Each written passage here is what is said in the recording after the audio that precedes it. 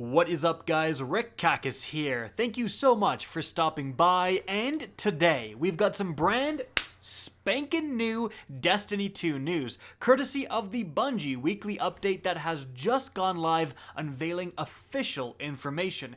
And there's some big changes to be aware of, and so let's get started. But just before we do, I'm straight bumping off Advanced GG Focus, and you could be too. Check the link in the description. Best gaming supplement out there. Honestly, use it all the time. It's fantastic. All right, on to the news.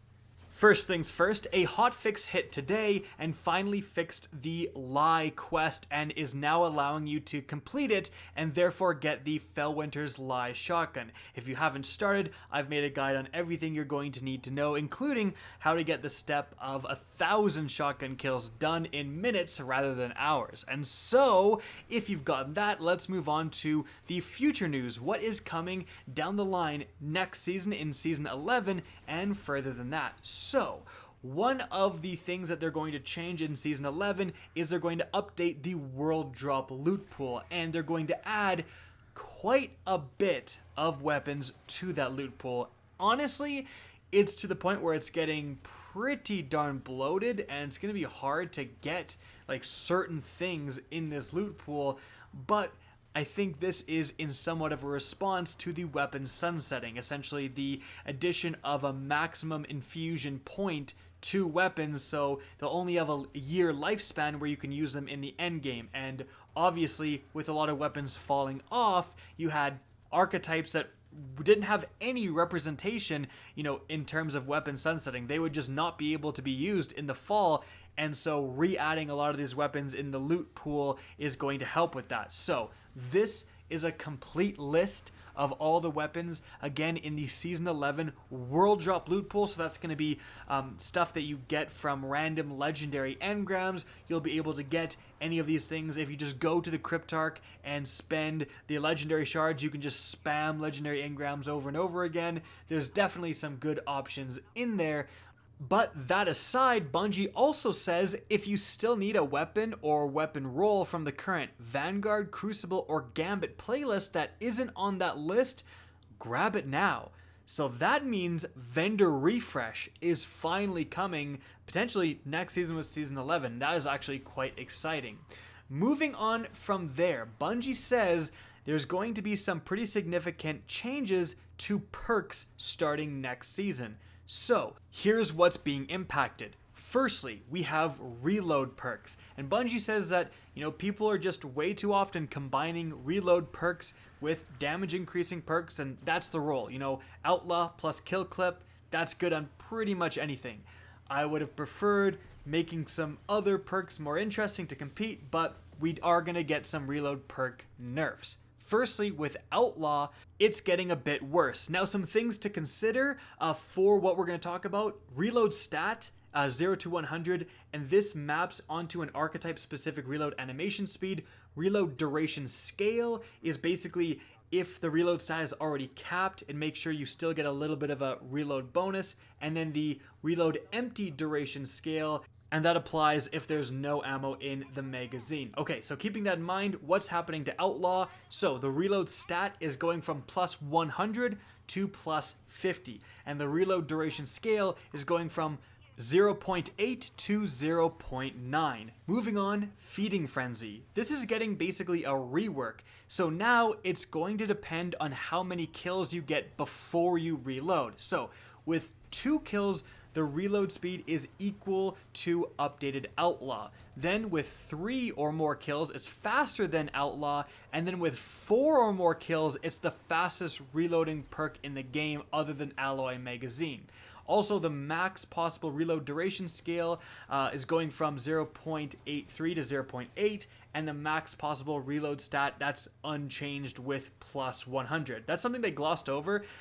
Feeding Frenzy and Outlaw had the exact same bonus, but Feeding Frenzy just required a kill. I don't know why that was never changed, but We then have rapid hit. So they gave a huge amount of reload and stability for very little work, front loaded onto the first precision hit. We have updated it so that it still feels good but isn't quite as powerful. So they adjusted the stacking bonus to give less benefit for the first hit and more with subsequent hits. So the max possible reload stat is going from plus 100 currently to plus 60. The max possible reload duration scale from 0.8 to 0.925, and the max possible stability stat from plus 50 to plus 25. I remember doing a huge breakdown of all the reload perks, and yeah, rapid hit, after around 3 precision hits, that was almost the main noticeable point at which you'd get a reload bonus. So now that's likely going to be spread more out, and so you really do want to go for all 5 precision hits starting next season. Moving on, drop mag. So situationally really powerful without a massive drawback. As good as a perk, but in a magazine column. So reload duration scale going from 0.85 currently to 0.9. It brings it in law with outlaw. Then field prep. That is unchanged, still going to be plus 50 when you're crouching, reload duration scale the same. With alloy mag, unchanged, and the empty reload duration scale 0.6666 repeating. So there you go. So that is actually a huge change, and those are some of the top tier perks in the game, and they are getting some nerfs.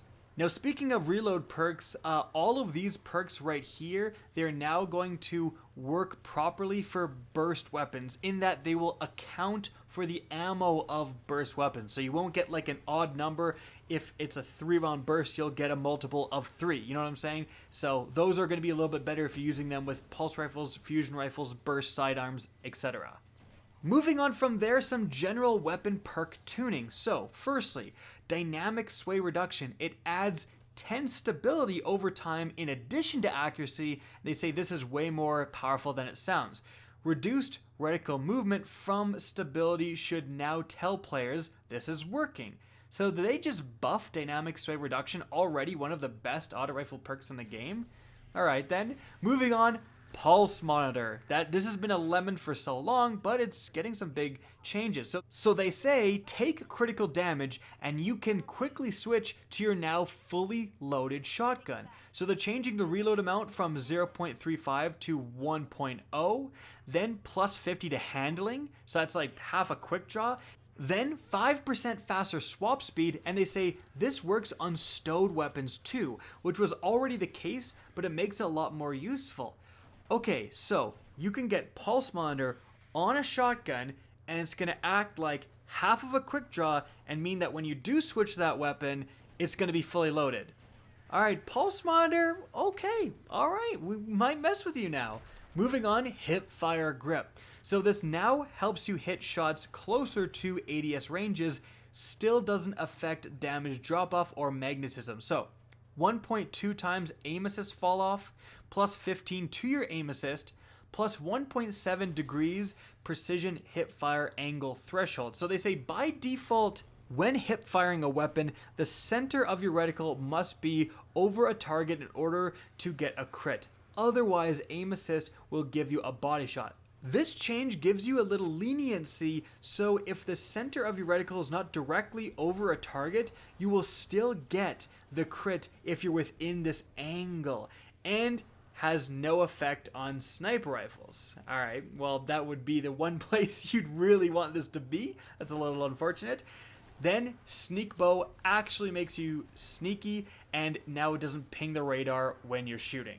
Next up, Bungie actually says there's going to be new perks arriving next season, and specifically, Iron Banner will be receiving 2 new perks on 2 reprised weapons. They're not going to give anything away right now except for the names, Iron Grip and Iron Gaze. So that's pretty exciting. Hopefully we can see more of these, like certain perks exclusive to certain activities. I think that would really spice things up. Moving on from there, some weapon archetype buffs. So slug shotguns are going to be doing plus 30% damage in PvE. So maybe it's time to go and get a Blasphemous Act or another slug shotty, because that is a pretty significant damage increase. Moving on, high impact pulse rifles are very underused. So high impact pulse rifle damage per bullet is going from 21 to 22. this changes it from 6 crits to 5 crits and 1 body to kill a guardian. Okay, so that's not nothing. And then also for bows, they're increasing the PvE damage versus miners by 10%. And essentially that means that you'll always be able to one-hit kill miners. They continue with future archetype updates. So specifically talking about sniper rifles, they say that the Revoker and the Beloved make up for 86% of sniper rifle usage, and even more if they look at other low zoom snipers. So they're potentially going to change how zoom is working within sniper rifles or make those weapons longer zoom. So we'll see about that. Hand cannons, they're taking aggressive hand cannons out of the current group, and essentially this means that they can massively increase the range of aggressive frame hand cannons, which is what it desperately needs to be competitive. That's a good thing. And then for adaptive frame auto rifles, the 600 RPM auto rifles, these have just taken over the Crucible. They're not ridiculously overpowered, but they're much better than the other auto rifles, so that might get some tuning as well.